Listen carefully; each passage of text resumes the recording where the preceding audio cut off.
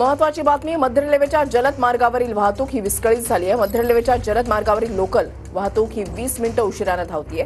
कळवा स्थानकाजवळ लातूर एक्सप्रेस थांबल्यानं वाहतूक खोळंबलेली आहे। तांत्रिक बिघाडामुळे लातूर एक्सप्रेस थांबल्याची माहिती मिळतेय। बिघाड दुरुस्त केल्यानंतर लातूर एक्सप्रेस रवाना होणार आहे। गणेश थोरात आमचे प्रतिनिधी अधिक माहिती देतील। गणेश,